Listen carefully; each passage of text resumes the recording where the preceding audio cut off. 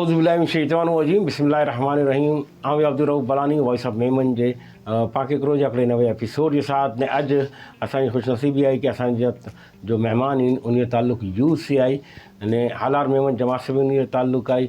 Halar Memon youth के भी नारी रहे हैं आजकल असां साथ मौजूद आहिनि मोहम्मद बिलाल मेमन साहब जिन जो ताल्लुक़ हालार मेमन जमात से है, तो उन्हीं से ॻाल्हि करूँ। अस्सलाम वालेकुम। वालेकुम अस्सलाम। बिलाल भाई कैसे हैं आप? तभी ठीक है? मैं ठीक हूँ। बहुत बहुत शुक्रिया आपने हमारे शो में तशरीफ़ लाए। पाके करो अच्छा कॉन्सेप्ट आपको पता होगा कि पाके करो नहीं करना, आप कौम के लिए काम करना है। जी अल्हम्दुलिल्लाह। तो बिलाल भाई आपका ताल्लुक़ हालार जमात से है और हालार जुलूस जो यूथ है वो हाल ही में बड़ी एक्टिव हुई है और बड़ी पैशनेटिक है, क्या कहेंगे? हमें अल्हम्दुलिल्लाह 1 साल हो गया काम करते हुए और बिलाल चुटानी ऑब्वियसली आपके पहले मेहमान रह चुके हैं, उनकी हम चेयरमैनशिप में हम ये सारे काम कर रहे हैं।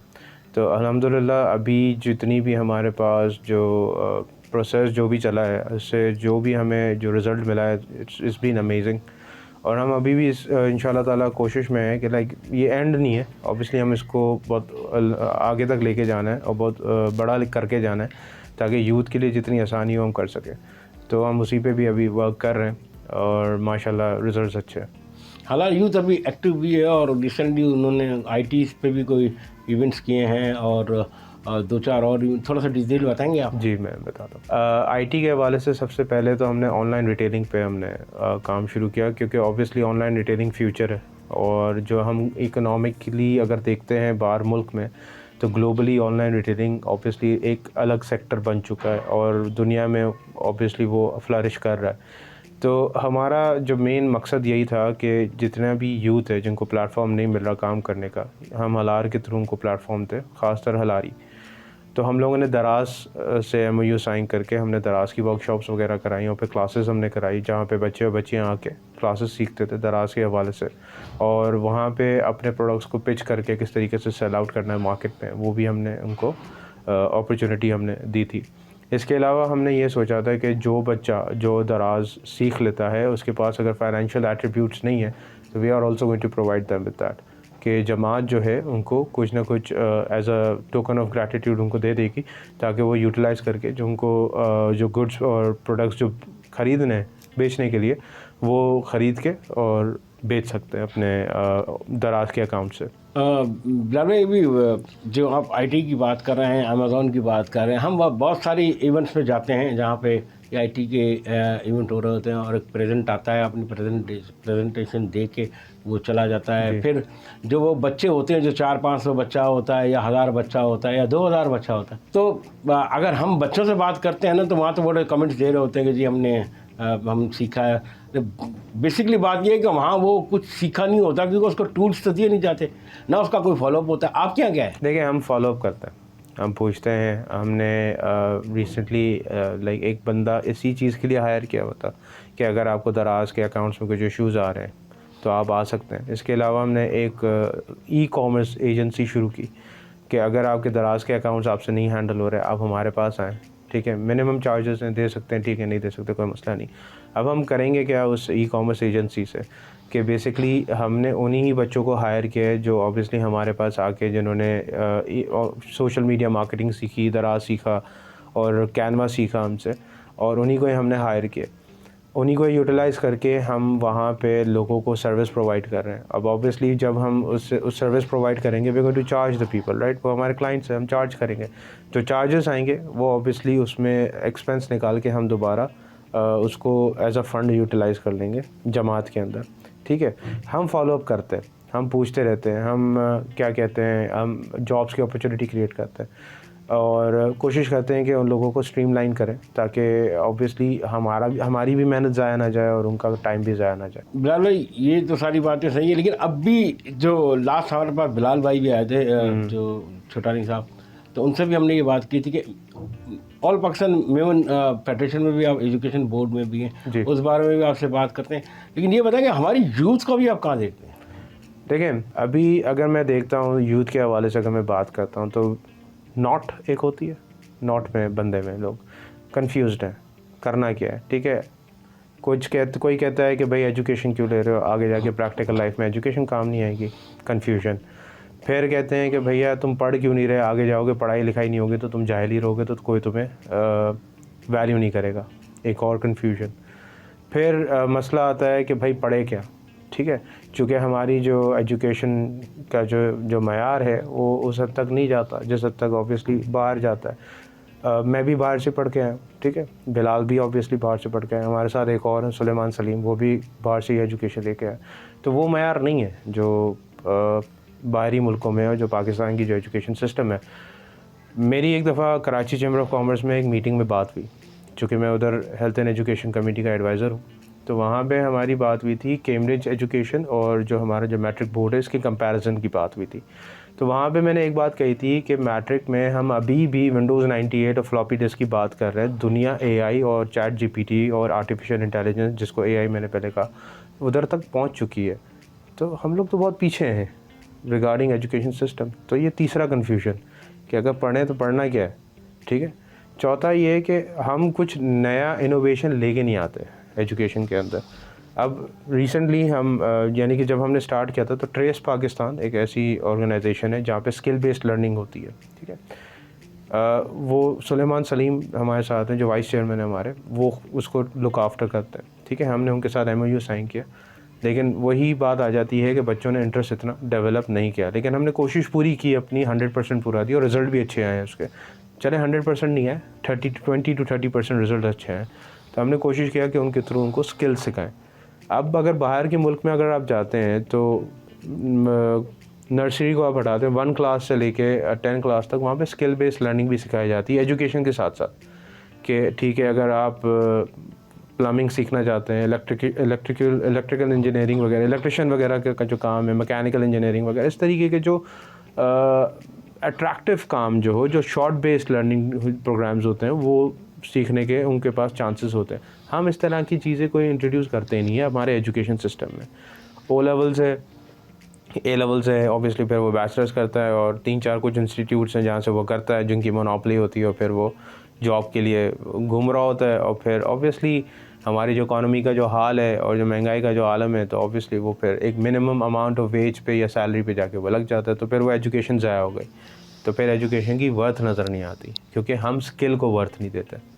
ये एक बहुत बड़ा मसला। बिलाल भाई, ऑल जितनी हमारी वुमेन कम्युनिटीज़ हैं, जितनी जमातें हैं और ऑल पाकिस्तान फेडरेशन भी, इन सब को अगर एक जगह रखें और सारी यूथ को एक कोलिब्रेशन के साथ एक जगह लाना चाहें कि भैया कोई कॉन्सेप्ट क्लियर हो, या सारी यूथ को ना जमा करें, चले उनकी कमेटी जो मैनेजिंग कमेटी होती है यूथ की, उस तरह के बच्चों को अगर इकट्ठा करते हैं और उन सब की एक राय लेके कोई एक मुश्तरका जो है कोई चीज़ बनाते हैं, तो क्या कहते हैं आप? देखिए, सबसे पहले तो हमें एक चीज़ क्लियर करनी पड़ेगी कि हमें यूथ, कौन सा यूथ टारगेट करना है, एलीट का या मिडिल क्लास या लोअर क्लास का। हमें तो पहले ये सोचना है, क्योंकि 90% ऑफ द इवेंट्स में देख रहा होता हूँ उसमें तो वो लोग ही आते हैं जो अफोर्ड कर सकते हैं चीज़ों को और जो ऑलरेडी वो अवेल कर रहे हैं। वो बच्चा नहीं आएगा जो मैकेनिक की दुकान में बेचारा मजबूरी में बेरोज़गारी कर रहा है, ठीक है, वो बच्चा नहीं आता। ऑब्वियसली ये लास्ट मीटिंग में हमारी जब वहाँ हलार में मुलाकात हुई थी लोग हमारे वडीलों से, तो वहाँ मैंने बात की थी कि यार जिनके पास मैसेज जाना चाहिए वह जा नहीं रहा, और हमारे पास जो आ रहा है वो हलाल ही नहीं है, ठीक है। मेहनत हो रही है, ठीक है, मुझे कोई मसला नहीं है, कोई भी आ सकता है, मैंने तो ओपन फॉर ऑल रखा था, लेकिन जिसको आना चाहिए वो नहीं आ रहा।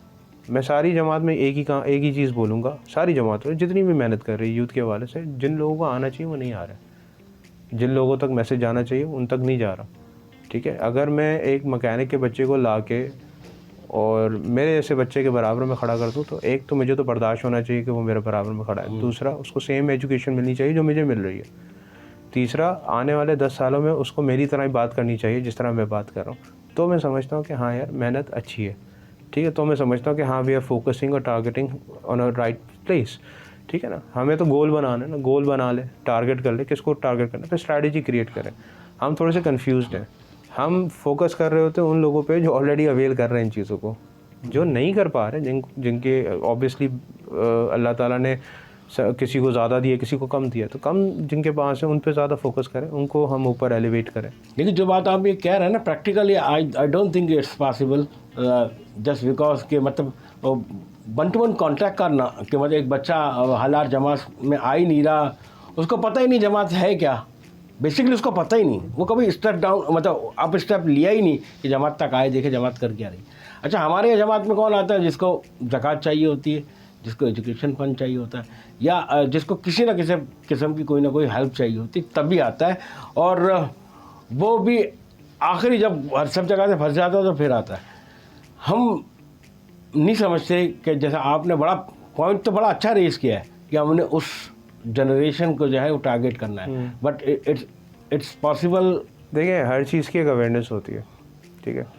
कोविड आया, अवेयरनेस हुई तो लोगों ने प्रिकॉशंस लिए, पैंडेमिक का मतलब समझ में आया, ऑनलाइन एजुकेशन प्लेटफॉर्म समझ में आया, हमको वर्क फ्रॉम होम समझ में आया, क्योंकि अवेयरनेस हुई। ग्लोबली भी अवेयरनेस क्रिएट करते हैं लोग, ठीक है ना, कि किस तरीके से हमें टारगेट करना चाहिए, किस तरीके से इंटरेस्ट बिल्ड करना चाहिए। अब ये जो आपने बात की ज़कात की और इसकी, ऑब्वियसली उनकी आदत भी हमने ही बिगाड़ी है, ठीक है ना। जनरेशन टू जनरेशन पूरा ख़ानदान ज़कात पे ही चलता आ रहा है। हमें अपना माइंडसेट चेंज करना पड़ेगा ना। अगर हम जिस दिन सोच लेंगे कि भैया अब हर साल ज़कात का जो रेशियो है हमें बढ़ाना नहीं है, कम करना है। बढ़ाना क्या है? बढ़ाना है देने वाले लोग। वो कैसे बढ़ेंगे? ऑब्वियसली उनके लिए अवेयरनेस क्रिएट करनी पड़ेगी, सेशंस क्रिएट करने पड़ेंगे। जमात में तो बहुत सारे हो ही रहे ना इवेंट्स, एक इवेंट ऐसा भी कर लें, आप इनको बुलाएं, ठीक है। आपको पता है ना वो कौन है, कौन लोग आपके पास ज़कात लेने आते हैं, यू नो दैट, राइट। अब उन्हीं के ही थ्रू जाएं, चले ठीक है हम ज़कात ले रहे हैं, हम फ़ी सबिल्लाह आपको दे रहे हैं, राशन भी दे रहे हैं, सब कुछ दे रहे हैं, एजुकेशन फ़ंड भी दे रहे हैं। यार ये एक इवेंट है, आके ज़रा अटेंड तो कर लो, ठीक है। अगर एक घर में से एक बच्चा भी हमारे पास आ जाएगा और कुछ सीख लेगा, और अगर हम उसको रोज़गार दे देंगे, जैसे कि फॉर एग्ज़ाम्पल हम ट्रेस पाकिस्तान के साथ मिलके प्रिंटिंग एंड पैकेजिंग का एक इवेंट यानी कि कोर्स करा रहे हैं, ठीक है। बच्चा हमारे पास आता है, हम उसको स्टाइपेंड देते हैं, वो ट्रेस पाकिस्तान जाता है, प्रिंटिंग एंड पैकेजिंग की स्किल सीखता है, और गारंटीड 30 to 40,000 सैलरी हम दे रहे हैं। 5 से 6 बच्चों को हम लगा चुके हैं अल्हम्दुलिल्लाह। किस तरह अप्रोच किया? ऐसे ही अप्रोच किया कि हमने लिस्ट निकाली, देखा कौन आ सकता है, तो सारी जमात कर सकती है। अगर हम ठान लें कि भैया किसी को भी फाइनेंशियल डिपेंडेंट नहीं करना, financial independency is one of the biggest blessing ऐसे, ठीक है ना, तो वो करना ज़रूरी है। अगर देखें सोसाइटी को हमें ख़ुद बिल्ड करना है, सोसाइटी खुद ब खुद बिल्ड नहीं होगी, तो हमें ख़ुद को, हमारी सोच को थोड़ा सा चेंज करना पड़ेगा। हमारी यूथ के लिए ना, या तो कहीं स्पेस बन नहीं रहा या स्पेस बनाया नहीं जा रहा। स्पेस बनता नहीं है, स्पेस बनाना पड़ता है। अपने आप को इतना डेवलप करें आप स्किल बेस पे, ज़रूरी नहीं है आपके पास रिसोर्सेज हो। लेकिन क्या वजह है कि जमातों में यूथ आना पसंद भी नहीं करती थी? कि आप ऑब्वियसली जो हमारा ये फॉर्मल शो है, रात को दोस्तों के साथ चाय के होटल पे बैठना ये तो पॉसिबल है, या इधर आउटिंग करना उधर आउटिंग करना, लेकिन जमात जिस कॉज के लिए बैठी है उस कॉज के लिए बच्चे आने को तैयार नहीं होते। अगर आप जमात में कुछ एंटरटेनमेंट के हवाले से करेंगे ना तो खूब आएंगे लोग। हम ये फेस कर चुके हैं, हमने हालार प्रीमियर लीग करा था, बहुत आए थे। फिर हमने ये सोचा कि हम वेमेन की एक विंग बनाएंगे, ऑब्वियसली उसको लुक आफ्टर करने के लिए हमारे पास एक वॉलंटियरी लेडी है निदा, वो भी आती हैं हालार में। डॉक्टर निदा? नहीं, not doctor, she is not a doctor, but obviously she is volunteering, she is a very educated person. तो वो आती हैं, वो बैठती हैं, लेकिन वही बात आ जाती है कि कोई आता नहीं है वॉलंटियर करने के लिए। अब अगर इस चीज़ को मैं थोड़ा सा डिफरेंट करूँ कि मैं ये बोलूँ कि हर किसी को आने वाले को मैं शील्ड दे दूँगा, मैं फेम दे दूंगा, मैं मीडिया के सामने बिठा दूंगा, आप देखिएगा रश कितना होगा। ये थोड़ा सा मैं यूँ समझता कि इनको जो है ना फ्रेंडली एनवायरनमेंट भी देने की ज़रूरत है, दोस्ताना माहौल देने की ज़रूरत है। मैं थोड़ा सा देखो, सत्तार चौटानी जो है, अब्दुल सत्तार चौटानी, वो मुझे बिलाल को, सुलेमान को लेके आए और फ्री हैंड दिया हुआ। फ्रेंडली इन्वायरमेंट की जहाँ तक बात है, जितने भी वडील हैं वो हमारे साथ फ्रैंक बिल्कुल ईज़िली बैठते हैं, हमारे साथ बात करते हैं, स्पेस देते हैं, हम अपनी मीटिंग्स करते हैं, हम अपने इवेंट्स करते हैं, हर चीज़ करते हैं। आप दोराजी जमात वाले को देख लें, ठीक है, वो जो उनके जो प्रेसिडेंट है, मेरे ख्याल से अहमद चामड़िया नाम है जी, अहमद चामड़िया, ठीक है, वो यूथ के साथ हैंड इन हैंड। मैं उनके प्रीमियर लीग में गया था। वो तो सबके साथ होते हैं। हाँ नहीं, मैं आप गए थे उसमें? जी मैं गया था और बहुत अच्छा हुआ था पीएफ में जी। और मैं वैसे भी अहमद भाई से काफ़ी इंस्पायर हूँ, जिस तरीके से वो यूथ के साथ मिलकर, उनसे सभी इंस्पायर हैं। नहीं, he is a great man, वो जेंटल मैन मैं बोलता हूँ। मतलब आप उसको रात को 2 बजे फ़ोन करें जी को, सर ये प्रॉब्लम है, एग्जैक्टली ना नहीं है। मेरे वालिद साहब को आप जानते होंगे, अल्हम्दुलिल्लाह जब से मैंने होश संभाले उनको मैंने खिदमत ही करते हुए देखा है। तो एक दिन अहमद भाई उनसे मिलने के लिए आए थे तो किसी को कुछ ज़रूरत थी तो फौरी उसका इंतज़ाम हो गया बैठे बैठे मेरे सामने। तो इनके वालिद साहब की तरबियत अच्छी है, वो भी जमात के कामों में जो आगे आगे रहते थे। और मैं आगे आगे एक बात मैं कह दूँ, अल्हम्दुलिल्लाह मैं अपने फादर के फुट स्टेप में चल तो नहीं सकता ऑब्वियसली, लेकिन ही स्टिल अभी तक किसी को ना नहीं करता, दरवाज़े हर वक्त खुले, किसी की भी मदद करनी हो चाहे हिम्मत हो ना हो, ही ऑलवेज़ वेलकम्स एवरीवन। जैसे मैंने कहा, जब से मैंने होश संभाला है, मैंने अपने अब्बा को चेंबर हो चाहे फेडरेशन हो चाहे मार्केट लेवल हो जमात लेवल हो कहीं भी हो। ये बहुत अच्छी बात है, और आपकी उनकी तरबियत है कि आज आप हमारे सामने भी बैठे हैं। जी अल्हम्दुलिल्लाह। और यूथ की भी बात हो गई माशाल्लाह, हमें खुशी है कि हालात यूथ बड़ा काम कर रही है, और मैं तो हमारी ख्वाहिश है कि हमारी जितनी भी जमातें उसकी यूथ भी एक प्लेटफॉर्म पे आए और एक दूसरे से अपनी चीज़ें डिस्कस करें और फिर मिलजुल के उसको एम्पलीफाइज करें, ताकि कोई अगर काम कहीं अच्छा हो रहा है तो एक दूसरे से गाइडलाइन भी मिल सके। एक चीज़ मैं एक बात बोलूँगा, देखिए मैं तो हर वक्त हर किसी को वेलकम करता हूँ, ठीक है। मैं तो हमेशा से ये कहता हूँ कि भैया तनकीद नहीं करो, तनकीद बराए तनकीद होती है, ठीक है।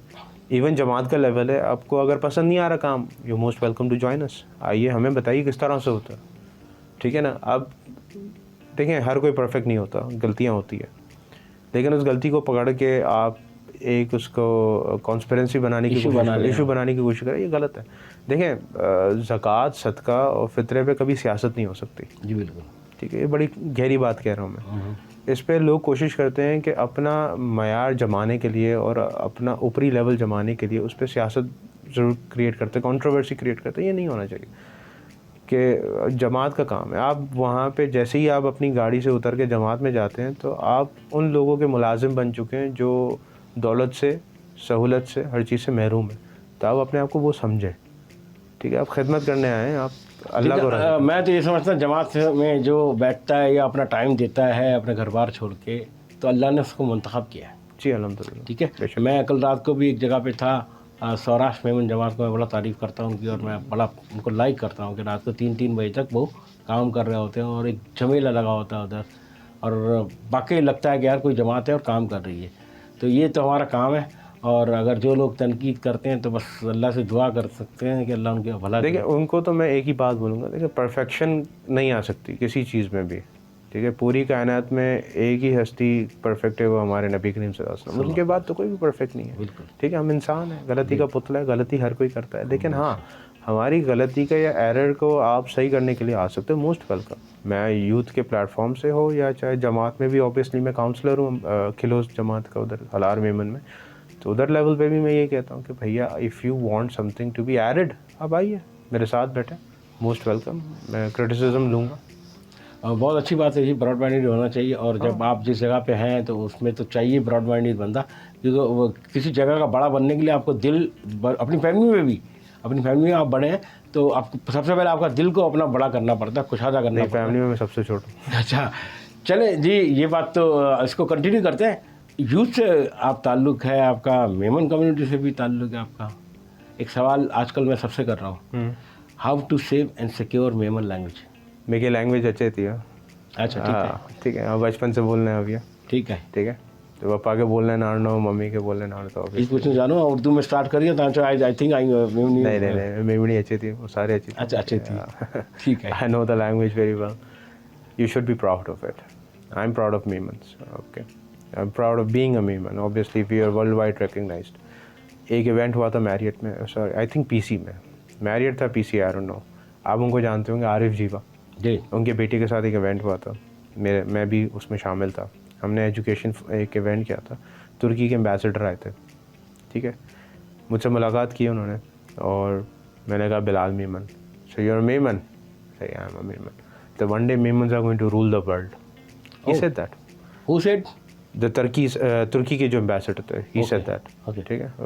Memons are going to rule the world, he knows Memon, या he said Memons are everywhere, I know Zubair Motiwala, he said या कराची से हम लोग। तो फिर मैंने बताया कि मैं भी वहाँ एडवाइज़र हूँ भाई, छोटी सी पोस्ट है हमारी वहाँ पे।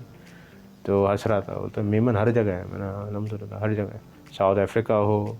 My question is still there, how to save and secure. वही मैं आ रहा हूँ, उसी पे ही आ रहा हूँ। हमें मेमन यानी कि बचपन से ही ये तरबियत देनी चाहिए कि वेयर वी बिलोंग फ्रॉम, हम कौन हैं, हमारी आइडेंटिटी ही हमारी हर चीज़ है।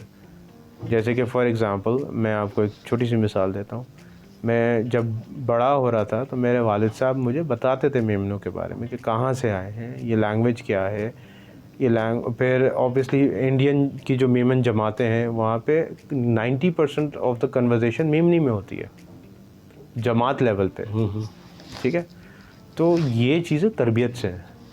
हमें ख़ुद को ये चीज़ को इम्प्लीमेंट करना चाहिए, इसमें कोई शेम नहीं है। हम समझते हैं कि लाइक इंग्लिश में बात करना इट्स अ वेरी वंडरफुल। हमारे यहाँ तो एजीएम होती है तो उसमें इंग्लिश में जो है ना वो प्रेजेंटेशन दी जाती है। आप बाहर मुल्क सऊदीया चले जाए तो अरबी, चाइना चले तो चाहिए चीनी। वो हमारी कम्युनिटी की जमात की जो एक बड़ी ऑर्गेनाइजेशन की जब एजीएम होती है तो सारी presentation everything is in English. मैं तो कहता हूँ लिखा हुआ तो उर्दू में होना चाहिए, बात मेमनी में होनी चाहिए ना जी। बहुत सारी ॻाल्हि आहे। हाँ। तो असां यूथ के बीच मैसेज ॾींदा आहियूं। ई वॉइस ऑफ मेमन न्यूज़ बनाने जो भी मकसद बेसिकली ई जाए जी कि ई चैनल से आइन लोगों के मेमनी समझ अचे, मेमनी आई बोली सको ने जो ना बोलना उन्हीं प्लीज़ कोशिश करो ताकि पाण पंहिंजी मदर जो लैंग्वेज आहे, जो पंहिंजी मादरी ज़बान आहे, पाण ना भूलूं ने ई तो इंग्लिश ने फ्रेंच ने जेतिरी भी लैंग्वेजिस आहे कि पाण कोई ना कोई तरीके से सीखी कंदा आहियूं, बट ये नहीं सीखी सघूं।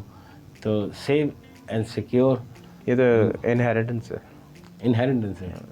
लैंग्वेज तो आपकी मेमनी लैंग्वेज इनहेरिटेंस होनी चाहिए, हमें प्राउड और फखर होना चाहिए ना। हाँ पकड़ होना चाहिए। बल्कि मैं तो बोलता हूँ, मैं भी जैसे आप यूके जा चुके हैं, मैं भी जा चुका हूँ, तो लैंग्वेज से बड़ा आपको बड़े एडवांटेजेस मिलते हैं। जी मैं आपको एक बात बताऊँ, मैं रिसेंटली एक जगह पे काम कर रहा हूँ, वहाँ पे एक और लड़का है जब मेमन है, हम दोनों जब भी बैठते हैं मेमनी में बात करते हैं तो लोग बोलते हैं यार सुन के अच्छा लग रहा है। मैंने अच्छी बात है, समझ तो नहीं आ रहा ना।